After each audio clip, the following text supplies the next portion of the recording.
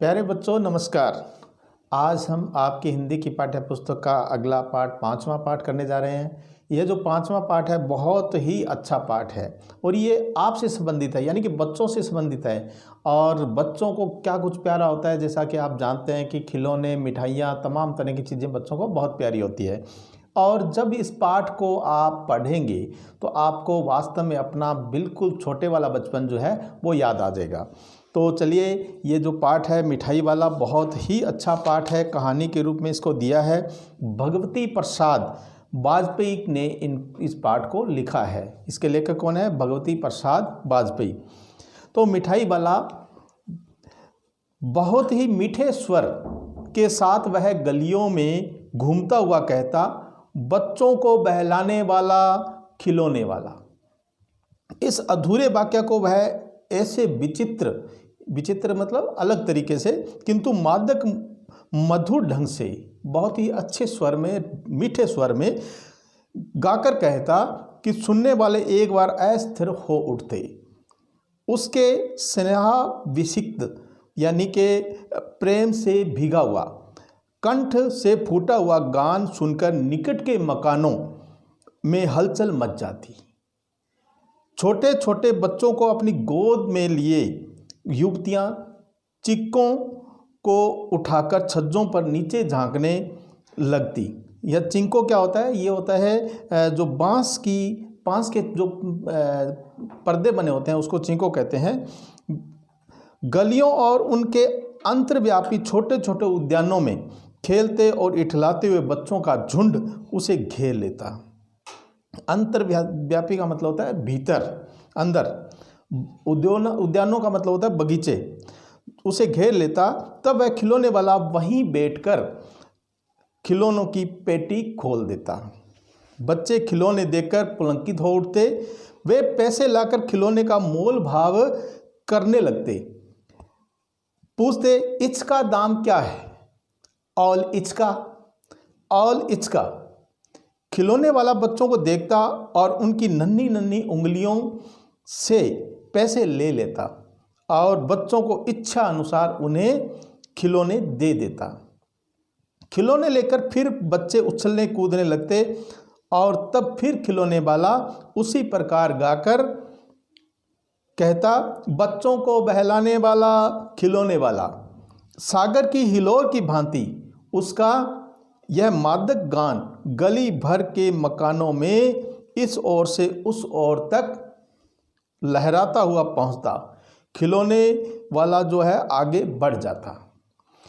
राय विजय बहादुर के बच्चे भी एक दिन खिलौने लेकर घर आए। वे दो बच्चे थे, चुन्नू और मुन्नू। चुन्नू जब खिलौने ले आया तो बोला, मेला घोला कैछा छुंदले। मुन्नू बोला, ओल देखो मेला कैछा छुंदले। दोनों अपने हाथी घोड़े लेकर दिन भर में उछलने लगे। इन बच्चों की माँ रोहिणी कुछ देर तक खड़े खड़े उनका खेल निहारती या निरखती रही, यानी कि देखती रही। अंत में दोनों बच्चों को बुलाकर उसने पूछा, अरे ओ चुन्नू मुन्नू, ये खिलौने तुमने कितने में लिए हैं? मुन्नू बोला, 2 पैसे में। खिलौने वाला दे गया है। यहाँ क्या है कि जैसा आप जानते हैं कि बच्चे जो है अपनी तुतलाती आवाज़ में जब बोलते हैं तो पैसे को पैसे बोलते हैं। रोहिणी सोचने लगी, इतने सस्ते कैसे दे गया है? यह तो वही जाने, लेकिन दे तो गया ही है, इतना तो निश्चय ही है। एक जरा सी बात ठहरी, रोहिणी अपने काम में लग गई। फिर कभी उसे उस पर विचार करने की आवश्यकता भी भला क्यों पड़ती। अब देखिए, ये जो आपकी कहानी है इसका जो अगला भाग है, इसको आपकी पुस्तक में भाग 1, भाग 2, भाग 3, भाग 4 में बांटा गया है।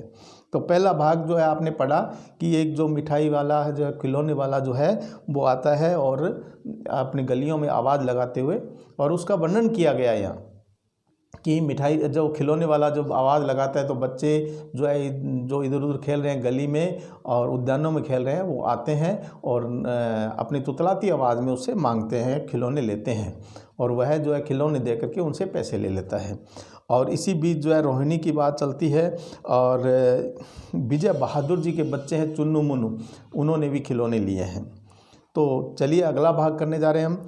6 महीने बाद नगर भर में 2-4 दिनों से एक मुरली वाले के आने का समाचार फैल गया। लोग कहने लगे, भाई वाह, मुरली बजाने में वह एक ही उस्ताद है। मुरली बजाकर गाना सुनाकर वह मुरली बेचता भी है, सो भी 2-2 पैसे में। भला इसमें उसे क्या मिलता होगा? मेहनत भी तो न आती होगी। एक व्यक्ति ने पूछ लिया, कैसा है वह मुरली वाला? मैंने तो उसे नहीं देखा। उत्तर मिला, उम्र तो उसकी अभी अधिक न होगी, यही 30-32 का होगा। दुबला पतला गोरा युवक है, बीकानेरी रंगीन साफा बांधता है। वही तो नहीं जो पहले खिलौने बेचा करता था। क्या वह पहले खिलौने भी बेचा करता था? ये किसी ने बताया तो हाँ, जो आकार प्रकार तुमने बताया उसी प्रकार का वह भी था। तो वही होगा, पर भाई है वह एक उस्ताद। प्रतिदिन इसी प्रकार उस मुरली वाले की चर्चा होती, यानी कि जो मुरली वाला है, अब की जो खिलौने वाला है, वो अब की बार मुरलियाँ बेचने के लिए आया। मुरलियाँ माने बांसुरी। तो मुरली वाला की बहुत चर्चा होने लगी। प्रतिदिन नगर की प्रत्येक गली में उसका मादक मृदुल स्वर सुनाई पड़ता। मादक बहुत ही मीठा स्वर जो है, बच्चों को बहलाने वाला मुरलिया वाला। रोहिणी ने भी मुरली वाले का वह स्वर सुना। तुरंत ही उसे खिलौने वाले का स्मरण हो आया। स्मरण में नहीं होता है याद आना। उसने मन ही मन कहा, खिलौने वाला भी इसी तरह गा गा कर खिलौने बेचा करता था। रोहिणी उठकर अपने पति विजय बाबू के पास गई। जरा उस मुरली वाले को बुलाओ तो चुन्नू मुन्नू के लिए ले लूं। क्या पता यह फिर इधर आए न आए। वे भी जान पड़ता है पार्क में खेलने निकल गए हैं। यानी कि जो चुन्नू मुन्नू है वो उनको लगा कि पार्क में खेलने के लिए निकल गए हैं। विजय बाबू एक समाचार पत्र पढ़ रहे थे। उसी तरह उसे लिए हुए वे दरवाजे पर आकर मुरली वाले से बोले, क्यों भाई, किस तरह देते हो मुरली? किसी को टोपी गली में गिर पड़ी, किसी की टोपी जो है गली में गिर पड़ी, किसी का जूता पार्क में ही छूट गया। यहाँ क्या किसका वर्णन हो रहा है? देखो, यहाँ लेखक ने वर्णन किया है कि जब मुरली वाला आया, मुरली वाले की आवाज़ सुनी तो जो बच्चे खेल रहे थे ना, तो किसी की तो टोपी गिर गई है, किसी की चप्पल जूते भी छूट गए हैं, तो उसका वर्णन कर रहा है। किसी की टोपी गली में गिर पड़ी, किसी का जूता पार्क में ही छूट गया और किसी की सोथनी होता पजामा ही ढीली होकर लटक आई। ये बिल्कुल बचपन का चित्र है, ये आपके साथ भी होता होगा, तो हुआ होगा। इस तरह दौड़ते हाँफते हुए बच्चों का झुंड आ पहुंचा।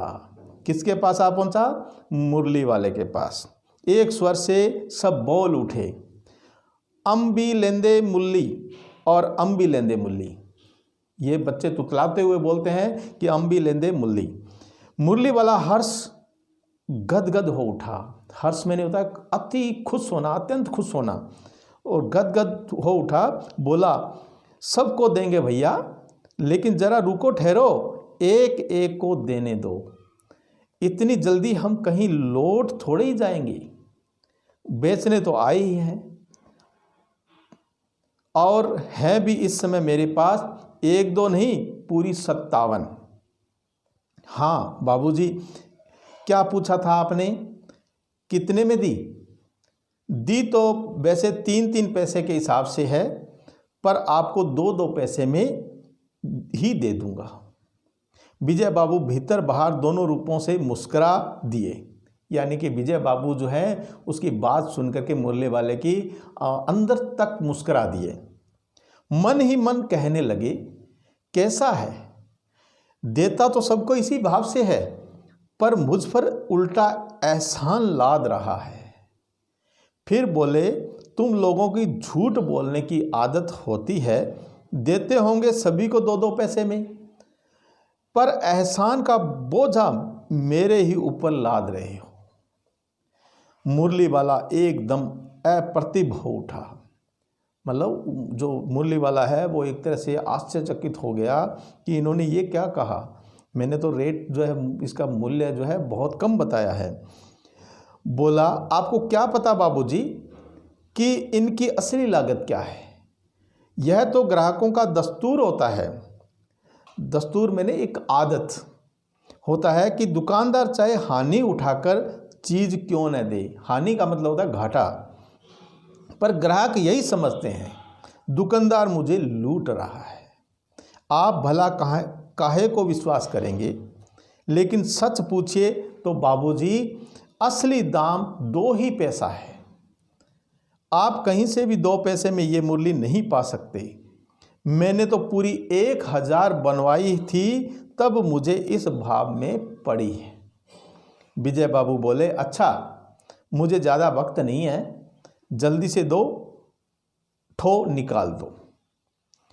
2 मुरलियाँ लेकर विजय बाबू फिर मकान के भीतर पहुंच गए।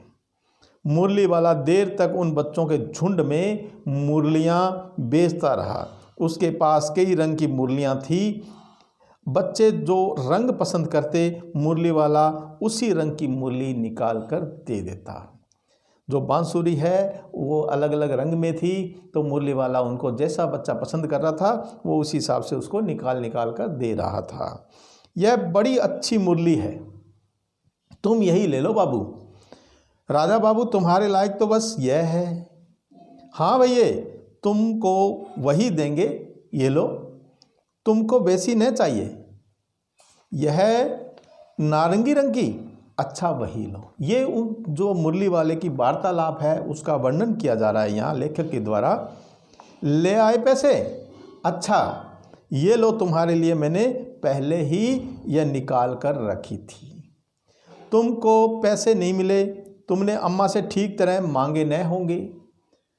धोती पकड़कर पैरों से लिपटकर अम्मा से पैसे मांगे जाते हैं बाबू। हाँ फिर जाओ, अब की बार मिल जाएंगी। दुअन्नी है तो क्या हुआ, ये लो पैसे वापस लो। ठीक हो गया ना हिसाब, मिल गए पैसे। देखो मैंने तरकीब बताई। अच्छा तो किसी को नहीं लेना, अब सब ले चुके। तुम्हारी माँ के पास पैसे नहीं है, अच्छा तुम भी ये लो। देखो मुरली वाला यहाँ जो है सभी बच्चों को अलग अलग मुरली यानी कि बांसुरी जो है देता है और उनकी बातें सुनता है, उनकी बातों में मशगूल हो जाता है, उसी हिसाब से उनको जवाब देता है और उसको बहुत आनंद महसूस हो रहा है, बहुत अच्छा लग रहा है उसको। और ऐसा करते करते बिल्कुल अंत में जब सभी मुरली ले चुके होते हैं, अगर एक आध बच्चा छूट भी जाता है, जो रह रहा है उसके पास पैसे नहीं है, तो उसको भी वो दे देता है। इस तरह मुरली वाला फिर आगे बढ़ गया। तो देखिए ये दूसरा जो वर्णन था मुरली वाले के रूप में यानी कि बांसुरी बेचने वाले के रूप में था। तो जो पहले खिलौने वाला था वही ये मुरली वाला है। तो अब चलिए हम तीसरा भाग इसका पढ़ते हैं। आज अपने मकान में बैठी हुई रोहिणी मुरली वाले को सारी बातें सुनती रही। आज अपने मकान पर बैठी हुई रोहिणी मुरली वाले की सारी बातें सुनती रही। आज भी उसने अनुभव किया। क्या अनुभव किया? अनुभव मैंने महसूस किया। बच्चों के साथ इतने प्यार से बातें करने वाला फेरी वाला पहले कभी नहीं आया। फिर वह सौदा भी कैसा सस्ता बेचता है। भला आदमी जान पड़ता है, समय की बात है। जो बेचारा इस तरह मारा मारा फिरता है, पेट जो न कराए सो थोड़ा। पेट जो न कराए थोड़ा का मतलब है पेट के लिए सभी जो है अलग अलग काम करने पड़ते हैं, करते हैं। इसी समय मुरली वाले का क्षीण स्वर दूसरी निकट की गली से सुनाई पड़ा। क्षीण में होता है बिल्कुल हल्का स्वर, यानी कि बहुत दूर जा चुका है, उसकी हल्की हल्की आवाज़ हमें सुन रही है। तो दूसरी गली से सुनाई पड़ा, बच्चों को बहलाने वाला मुरलिया वाला। रोहिणी इसे सुनकर मन ही मन कहने लगी, और स्वर कैसा मीठा है इसका। बहुत दिनों तक रोहिणी को मुरली वाले का वह मीठा स्वर और उसकी बच्चों के प्रति स्नेह सिक्त बातें, यानी कि प्यार भरी जो बातें हैं, वह याद आती रही। महीने के महीने आए और चले गए, यानी कि महीनों बीत गए, लेकिन मुरली वाला उसके बाद अभी तक नहीं आया। फिर मुरली वाला न आया, धीरे धीरे उसकी स्मृति भी क्षीण हो गई। स्मृति मैंने होता है याददाश्त, यानी कि तो क्षीण मैंने होता है ख़त्म होना। अभी क्या है कि ये आपका चौथा भाग इसका शुरू हो रहा है इस कहानी का। तो लेखक जो है चौथे पाठ में जो है आपको क्या बताना चाहता है, देखिए। तो पहला भाग में हमने पढ़ा था कि वो खिलौने बेचने वाला आया था और चुन्नू मुन्नू जो है उन्होंने खिलौने लिए थे, और दूसरा जो भाग था उसमें वह बांसुरी यानी कि मुरली बेचने के लिए आता है। तीसरा भाग जो है वो जो रोहिणी है वो उसके बारे में बताया गया है कि उसकी मीठी आवाज़ और उसकी बातों पर बहुत ही ज़्यादा प्रभावित होती है। तो चौथा भाग है 8 मास बाद। 8 माह के बाद क्या होता है, देखिए। सर्दी के दिन थे। रोहिणी स्नान करके मकान की छत पर चढ़कर अंजानुलंबित केश राशि सुखा रही थी। अंजानुलंबित होता है मतलब पानी से जो भरे हुए केश मैंने बाल, राशि सुखा रही थी। पानी के जो भीगे हुए बाल थे वो सुखा रही थी। इस समय नीचे की गली में सुनाई पड़ा, बच्चों को बहलाने वाला मिठाई वाले का स्वर उसके लिए परिचित था। परिचित मैंने जान पहचान वाला था। झट से रोहिणी नीचे उतर आई। उस समय उसके पति मकान में नहीं थे, उनकी वृद्धा दादी थी। रोहिणी उनके निकट आकर बोली, दादी, चुन्नू मुन्नू के लिए मिठाई लेनी है, जरा कमरे में चलकर ठहराओ, यानी कि उसको बुलाओ। मैं इधर कैसे जाऊं, कोई आता न हो, जरा हटकर मैं भी चिक की ओट में बैठी रहूंगी। चिक आपको पहले भी बताया था। चिक क्या होता है कि जो बांस की डंडियाँ होती हैं उससे एक पर्दा बनाया जाता है, उसको चिक बोलते हैं। दादी उठकर कमरे में आकर बोली, ए मिठाई वाले, इधर आना। मिठाई वाला निकट आ गया, बोला, कितनी मिठाई दूं? माँ, ये नए तरह की मिठाइयाँ हैं, रंग बिरंगी, कुछ खट्टी, कुछ मीठी, जायकेदार, बड़ी देर तक मुँह में टिकती है, जल्दी नहीं घुलती, बच्चे बड़े चाव से चूसते हैं। इन गुणों के सिवा ये खांसी भी दूर करती है। कितनी दूं? चपटी गोल पहलदार गोलियां हैं, पैसे की 16 देता हूँ। तो देखिए आगे दादी बोली, 16 तो बहुत कम है, भला 25 तो देते। मिठाई वाला कहता है, मिठाई वाला, नहीं दादी, अधिक नहीं दे सकता, इतना भी देता हूँ, यह अब मैं तुम्हें क्या, खैर मैं अधिक न दे सकूँगा। यहाँ क्या है कि मिठाई वाला अपनी बात बताना चाहता है, लेकिन वो बीच में रुक जाता है कि चलो आपको क्या बताऊँ, मैं इतनी भी दे रहा हूँ वो बहुत मुश्किल से दे रहा हूँ। रोहिणी दादी के पास ही थी, बोली, दादी फिर भी काफ़ी सस्ता दे रहा है, 4 पैसे की ले लो, यह पैसे रहे। मिठाई वाला मिठाइयाँ गिनने लगा, तो 4 की दे दो, अच्छा 25 नहीं सही, 20 ही दो। अरे हाँ, मैं बूढ़ी हुई, मोल भाव अब मुझे ज़्यादा करना आता भी नहीं है। ये किसने कहा? दादी ने कहा। कहते हुए दादी के पोपले मुंह से, पोपले मुंह का मतलब होता है जहाँ दांत नहीं है, बिल्कुल खाली मुंह है, तो पोपले मुंह से जरा सी मुस्कुराहट फूट निकली। रोहिणी ने दादी से कहा, दादी इससे पूछो, तुम इस शहर में और कभी भी आए थे या पहली बार आए हो? यहाँ के निवासी तो तुम हो नहीं।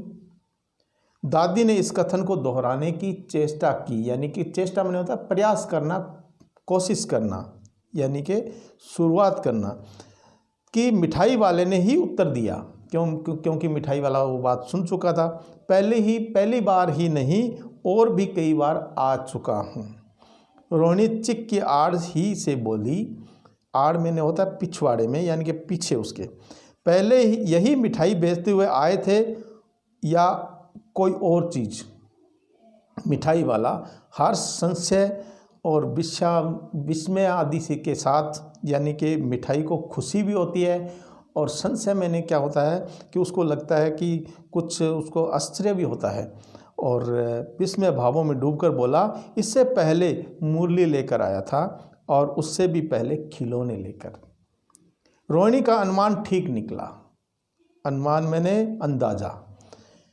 अब तो वह उससे और भी कुछ बातें पूछने के लिए अस्थिर हो उठी, यानी कि अस्थिर मैंने अधीर होना, यानी कि वो और बातें पूछने के लिए लायक हो गई। वह बोली, इन व्यवसायों में भला तुम्हें क्या मिलता होगा? वह बोला, व्यवसाय का मतलब होता है काम धंधा। वह बोला, मिलता भला क्या है, यही खाने भर को मिल जाता है, कभी नहीं भी मिलता है, पर हाँ संतोष, धीरज और कभी कभी असीम सुख जरूर मिलता है। असीम मैंने जिसकी कोई सीमा ना हो, बहुत सारा सुख जो है वो मिलता है, और यही मैं चाहता भी हूँ। सो कैसे, वह भी तो बताओ, ये रोहिणी ने पूछा। तो अब व्यर्थ उन बातों की चर्चा क्यों करूं? ये मिठाई वाले ने जो है कहा, उन्हें आप जाने ही दें, उन बातों को सुनकर आपको दुख ही होगा। उसने कहा कि व्यर्थ में इनकी चर्चा क्यों की जाए, क्योंकि मैं अगर बात बताऊंगा तो आपको दुख होगा, कष्ट होगा। जब इतना बताया है तब और भी बता दो, मैं बहुत उत्सुक हूँ। उत्सुक मैंने ललायित होना। तुम्हारा हर्जा न होगा, मिठाई मैं और भी लूँगी। हर्जा मैंने होता है नुकसान नहीं होगा। अतिशय गंभीरता के साथ मिठाई वाले ने कहा, मैं भी अपने नगर का एक प्रतिष्ठित आदमी था। मकान, अतिशय मैंने बहुत सारी गंभीरता के साथ, पूरा गंभीर होकर के। तो मिठाई वाले ने कहा कि मैं भी अपने नगर का, अपने शहर का एक प्रतिष्ठित आदमी था। मकान, व्यवसाय, गाड़ी, घोड़े, नौकर चाकर सभी कुछ था। स्त्री थी, छोटे छोटे 2 बच्चे भी थे। मेरा वह सोने का संसार था। बाहर संपत्ति का वैभव था, मतलब वैभव मैंने होता है पहचान, बहुत ज़्यादा उसके पास संपत्ति थी।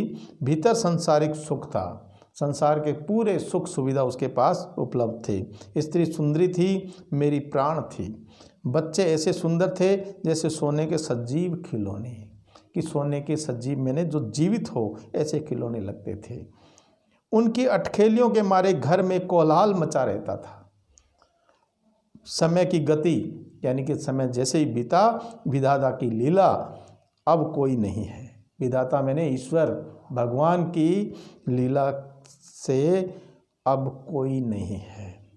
दादी प्राण निकाले नहीं निकले, इसलिए अपने उन बच्चों की खोज में निकला।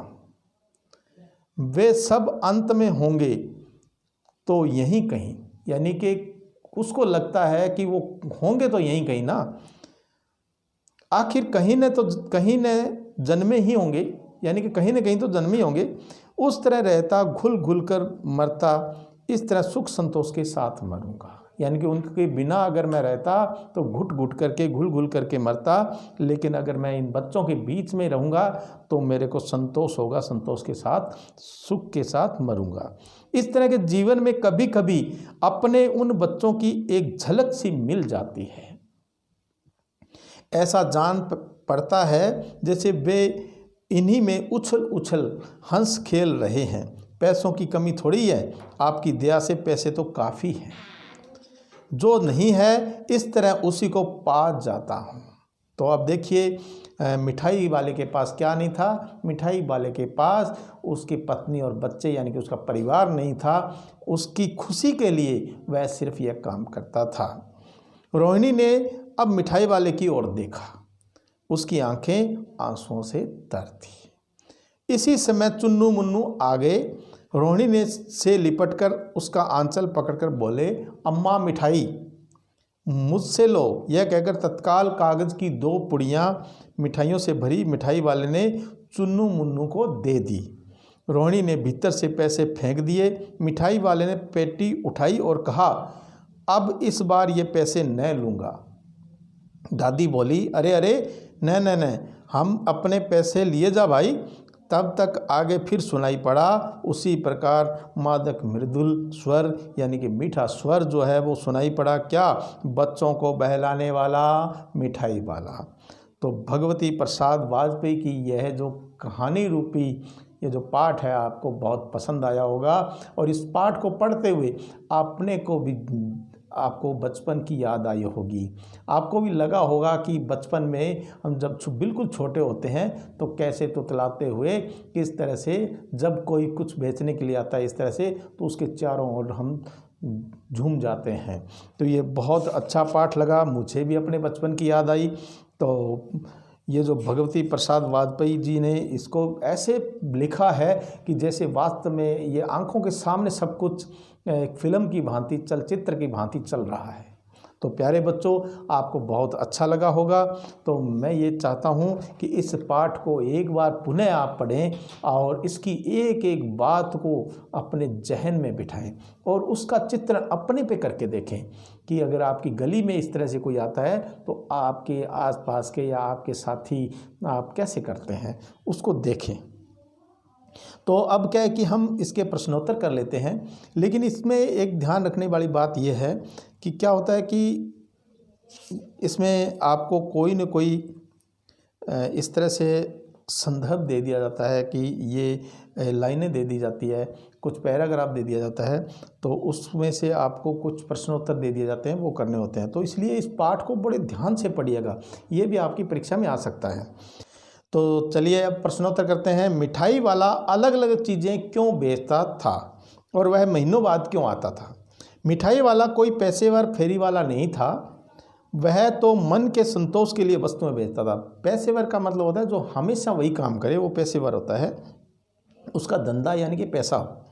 बच्चों को प्रसन्न करने के लिए वह अलग अलग चीज़ें बेचा करता था, क्योंकि वह चाहता था कि जब भी वह जाए तो सभी बच्चे उसकी कोई न कोई वस्तु खरीदे, इसलिए वो अलग अलग चीज़ें बेचा करता था। इस काम से उसे बच्चों का साथ मिलता था, उनसे बातें करने और इन्हें खुश देखने में उसे बड़ा सुख मिलता था। वह निरंतर दूर दूर घूमते हुए चीज़ें बेचता था, इसलिए वह महीनों बाद दोबारा आता था।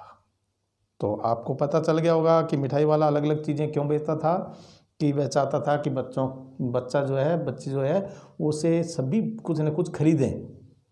अगर एक ही वस्तु बेचेगा तो जिन्होंने कल ले ली है वो आज नहीं लेंगे।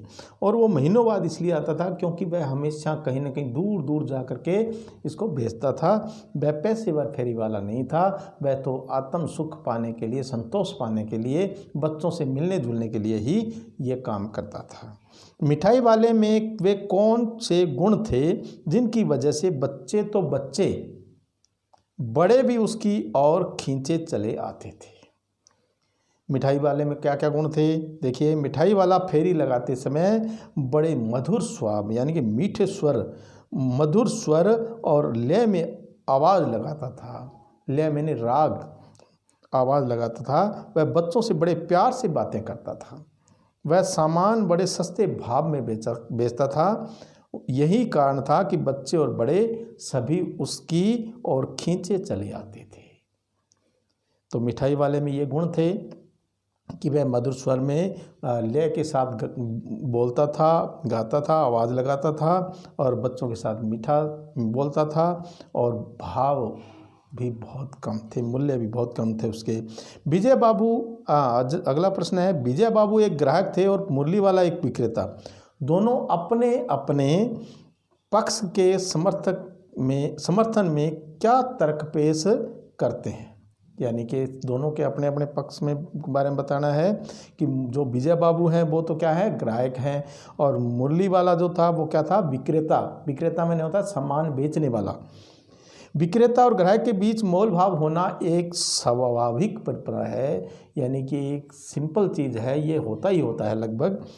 तो ये मोल भाव करके ही हम कोई चीज़ खरीदते हैं। विजय बाबू ने मुरली वाले से भाव पूछा। उसने सीधा उत्तर न देकर कहा कि वैसे तो वह 3-3 पैसे में बेच रहा है, लेकिन उनको 2-2 पैसे में भी दे देगा। विजय बाबू ने उसे विक्रेताओं की चतुराई की आदत मानकर उससे कहा कि विक्रेताओं को झूठ बोलने की आदत होती है, ग्राहक पर एहसान जताने का भाव कम करने का नाटक करते हैं। इससे मुरली वाले को धक्का सा लगा और उसने कहा कि ग्राहक लोगों को यही लगता है दुकानदार उन्हें लूट रहा है। इस प्रकार तर्क वितर्क के बाद 2-2 पैसे में दोनों पक्ष राजी हो गए और मूर्तियाँ खरीद ली। तो प्यारे बच्चों, अगला जो प्रश्न है आपका चौथा प्रश्न है, खिलौने वाले के आने पर बच्चों की क्या प्रतिक्रिया होती थी, उसके बारे में। तो खिलौने वाले की आवाज़ सुनते ही बच्चों पर जादू सा हो जाता था। वे गलियों और बगीचों में खेलना छोड़कर खिलौने वाले की ओर दौड़ पड़ते थे और उसे झुंड में घेरकर खिलौने मांगने लगते थे। अपनी तोतली बोली में खिलौनों का मोल भाव करते थे। खिलौने पाकर वे प्रसन्नता से उछलने कूदने लगते थे। यह जो है प्रतिक्रिया होती थी। रोहिणी को मुरली वाले के स्वर से खिलौने वाले का स्मरण क्यों हो आया, यानी स्मरण मैंने याद उसकी क्यों आई। खिलौने वाला महीनों तक गायब रहा।